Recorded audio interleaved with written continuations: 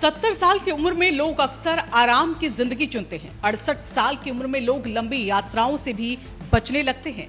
लेकिन उत्तराखंड के दो पूर्व सैनिकों ने उम्र को ऐसी चुनौती दी है कि सुनकर युवा भी हैरान रह जाए। 2860 किलोमीटर, 10 दिन और 5000 मीटर से ज्यादा ऊंचाई वाले दुनिया के सबसे खतरनाक दर्रे। जी हां, देहरादून के दो रिटायर्ड फौजियों ने बाइक स्टार्ट की है और निकल पड़े हैं लद्दाख की उस यात्रा पर जहां सांसें भी कई बार जवाब दे जाती है। लेकिन उनका कहना है सैनिक रिटायर हो सकता है, उसका जज्बा नहीं। आखिर कौन है ये दो जाबाज, क्यों इस उम्र में चुन ली मौत और मुश्किलों को चुनौती देने वाली रहा और कैसे यात्रा बन गई है पूरे देश के लिए प्रेरणा, सब कुछ बताते हैं आपको इस रिपोर्ट में। नमस्कार, आप देख रहे हैं राजकुमारी और मैं हूं ऋतु बिष्ट। हिमालय में जहां हर मोड़ पर चुनौती है, जहां हर सांस की कीमत, जहां हर किलोमीटर इंसान के हौसले की परीक्षा लेता है, उसी हिमालय की गोद में शुरू हुई है एक ऐसी यात्रा जो सिर्फ बाइक राइड नहीं बल्कि जज्बे, जुनून और जिद की कहानी है। देहरादून के रहने वाले 70 साल के कर्नल राकेश सिंह सिद्धू और 68 साल के कैप्टन नंदन सिंह बिष्ट ने 2860 किलोमीटर लंबी लद्दाख बाइक यात्रा शुरू कर दी। ऐसी यात्रा जिसे करने से पहले कई युवा भी 2 बार सोचते हैं। जरा सोचिए, 5000 मीटर से ज्यादा ऊंचाई, ऑक्सीजन की कमी, खतरनाक मोड़, बर्फीली हवाएं और लगातार सैकड़ों किलोमीटर का सफर। ये कोई फिल्मी कहानी नहीं बल्कि उत्तराखंड के दो पूर्व सैनिकों की असली कहानी है, जो बता रहे हैं कि उम्र नहीं, इरादे बूढ़े होते हैं। 12 मैकेनाइज्ड इन्फेंट्री के पूर्व अधिकारी कर्नल राकेश सिंह सिद्धू और 6/8 गोरखा राइफल के पूर्व अधिकारी कैप्टन नंदन सिंह बिष्ट ने sky riders trans detail ride और क्रॉस लद्दाख अभियान की शुरुआत की। 15 जून से शुरू हुआ ये मिशन 24 जून तक चलेगा।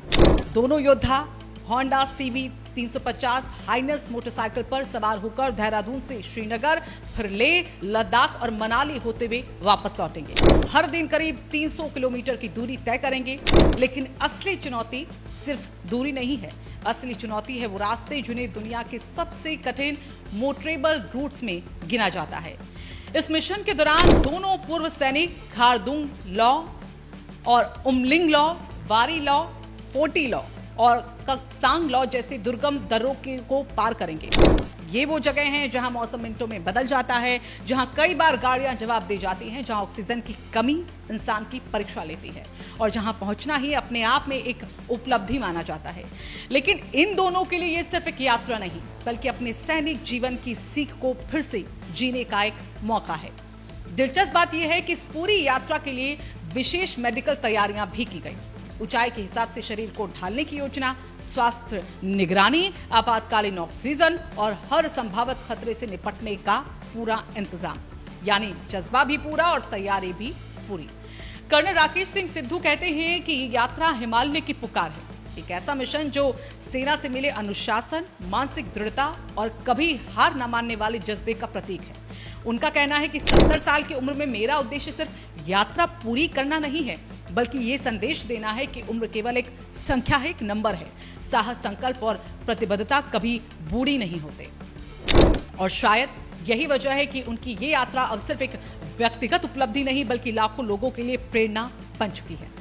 आज जब युवा पीढ़ी छोटी छोटी चुनौतियों के सामने हार मानने लगते हैं, तब उत्तराखंड के ये दो वीर सैनिक बता रहे हैं कि जिंदगी का असली इंजन शरीर नहीं बल्कि मन होता है। रिटायरमेंट के बाद जहां लोग आराम की सोचते हैं, वहीं ये दोनों हजारों किलोमीटर दूर बर्फीले पहाड़ों के बीच अपनी सीमाओं को चुनौती दे रहे हैं।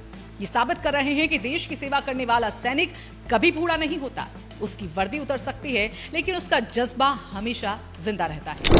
2860 किलोमीटर की ये यात्रा दरअसल हौसलों की यात्रा है। ये उन सभी लोगों के लिए जवाब है जो उम्र को अपनी कमजोरी मान बैठते हैं। उत्तराखंड के ये दो वीर पूर्व सैनिक बता रहे हैं कि अगर इरादे मजबूत हो तो हिमालय भी रास्ता दे देता है। और शायद यही वजह है कि आज पूरा उत्तराखंड, पूरा देश इन दोनों जाबाजों को सलाम कर रहा है। कैप्टन नंदन सिंह बिष्ट और कर्नल राकेश सिंह सिद्धू को हमारी तरफ से भी सलाम। अगर आपको भी इन वीर सैनिकों का जज्बा प्रेरित कर रहा है तो इस वीडियो को आप ज्यादा से ज्यादा शेयर कीजिएगा ताकि हर युवा तक ये संदेश पहुंचे कि उम्र नहीं, हौसला मायने रखता है। वीडियो पसंद आया हो तो इसे लाइक जरूर कीजिएगा, अपनी राय कमेंट पे जरूर बताएं और ऐसी ही खबरों के लिए चैनल को सब्सक्राइब करना ना भूलें।